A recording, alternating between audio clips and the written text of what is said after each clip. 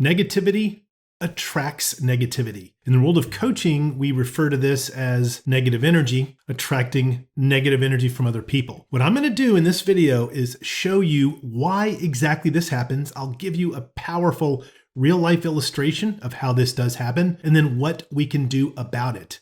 By addressing this, it gives us a much better opportunity for accelerated career growth, representing Christ in a powerful way, and it's going to make our ride a lot more fun. Hi, my name is Shawn Sommerkamp, and this is Motivationeer Christian Coaching.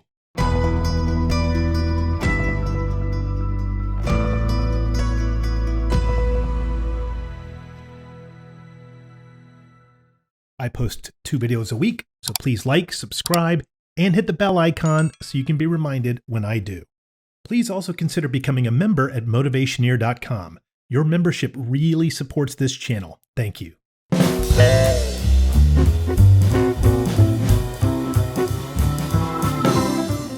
All right, as a Christian, I don't believe in, the Far Eastern mysticism of chi and chakras, etc. And yet I do kind of use something from that concept as a metaphor, levels of energy. I don't use 7 levels of energy, I don't believe in that, but I do metaphorically talk about 3 levels of energy. Level 1, level 2, and level 3. Level 1 and level 2 energy I refer to as negative energy. We can look at level 1 energy as the flight response, running away. Level 2 energy as the negative energy or fight response. That's wanting to stand and go to blows, whether it's verbally or physically. Level 1 and level 2 energy are both negative. Level 3 energy I just refer to as positive energy. I don't give it a specific name. What we want to do is get out of level 1 and level 2 energy and into the level 3 positive energy. Now, I've said negativity attracts negativity. Well, the idea is level 1 attracts level 2. Level 2 attracts level 1. Here's an illustration from a real life scenario with one of my employees years ago to demonstrate this. At GE, all of my employees worked from home all across the US. One of them had 7 acres of property and 2 beautiful German Shepherds. He let those German Shepherds run around a lot outside in his front yard, basically. All the neighbors knew the dogs, all the neighbors loved the dogs. Well, when you work for GE, you also get a lot of FedEx deliveries sent to your house. And of course you ship stuff out, but the FedEx driver becomes part of your weekly routine, as well as the routine of the dogs. The FedEx driver loved the dogs, and the dogs were always excited to see and greet the FedEx driver. Well, one day, the FedEx driver was sick and required a replacement to cover his route.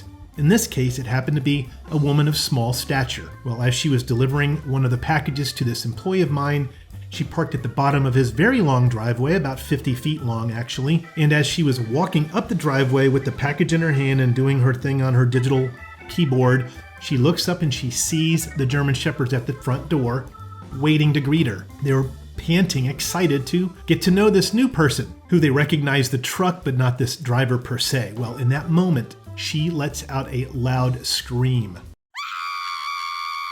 What do you think happens next? Well, I'm sure you can guess. The dogs experience that stress or that panic and react to it strongly. In this case, the male dog, Hans, makes a beeline right for her and bites her on the leg. Unfortunately, the sad side of this story, he did have to be put down as a result.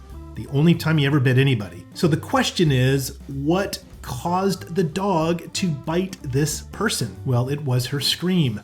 Dogs think in a very primitive way, if this person is afraid, they must be doing something wrong. And in this case, because of her loud shriek, the dog responded in kind. That's the level 1 flight attracting the level 2 fight. This happens in real life all the time. The example that I use frequently is going in for a job interview. Let's say you get this great interview, but don't believe that your skill set exactly matches what they're looking for.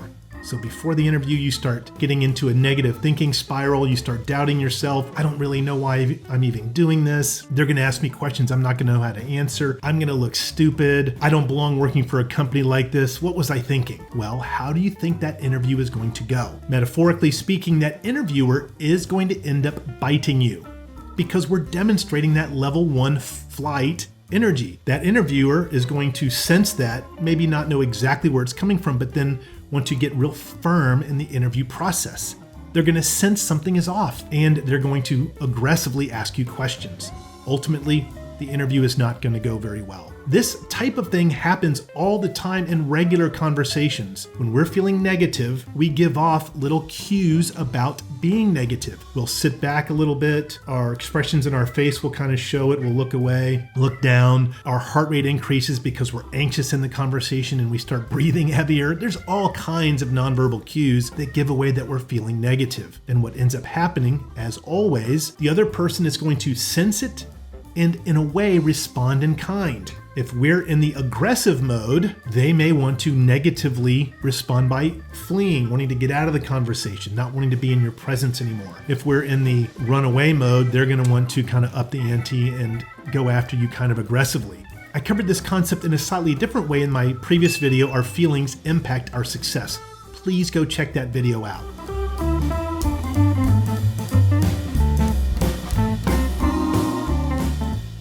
So when we're feeling negative in the moment, we're going to attract negativity to us, whether it's level 1 or level 2 energy. So to get out of that, we want to rely on truthful thinking. Now, we've heard the phrase, the power of positive thinking. This is a book, I think back in the 50s or 60s by Norman Vincent Peale, a very brilliant book that talks a lot about Jesus Christ. So I recommend going and reading it. Unfortunately, because there's been so many years between that book and now, people have kind of warped what the power of positive thinking that Norman Vincent Peale put forward, what it actually is. Instead of focusing on Jesus, as Norman Vincent Peale talks about, we think the power of positive thinking is just thinking the opposite of the negative thought we were just thinking. Let's say you believe that the interview is not going to go very well. Well, the power of positive thinking that we have twisted a little bit might tell you to think the opposite of that negative thought. Oh, the interview's going to go great. They're going to love me. They're going to choose me. I'm just going to be the candidate for them. Well, we can't predict the future. How do we know they're going to choose us? How do we even know the interview's going to go great? We don't want to get into that type of thinking because our bodies don't respond well when we misinform ourselves, when we lie to ourselves, when we deceive ourselves. Instead, we want to have the power of truthful thinking. This goes back to what I always put before us in all of these videos in this channel is our own core values. Those are what is true about us. We know in John 8:31 and 32, Jesus says the truth will set us free. Now, he was talking about walking in his footsteps. What I'm talking about, although it's the same premise, perhaps not the same way to get there, I'm saying Philippians 4:8 type of truthful thinking. Whatever is true, noble, pure, admirable, excellent, praiseworthy, think about such things. I'm saying that can also apply to whatever is true about you, noble about you, admirable about you, pure about you, praiseworthy about you, excellent about you. Think about those things. And that is our 5 core values. Again, if you haven't done a core values assessment, I'm going to leave another link below so you can access it. Please go and do this. When you start noticing that you're in a negative thinking pattern, just quickly stop right there and proclaim, in a sense, your 5 core values out loud. This is how I do it. I say, wait a minute. God, you made me to be a man of fun, emotional health, spirituality, leadership, and truth. That is who you made me to be, God. I turn it into a prayer, and I do it to kind of glorify my Creator. God created me to be the man I'm supposed to be, not the one that's kind of mired in the negative thinking. When I state those 5 core values out loud, if you're at work, maybe you can do it inside your own head or go take a walk around the building. What I'm doing is immediately shifting my focus away from that negative thinking pattern. We do not want to stay negative because other people will start to respond to us negatively.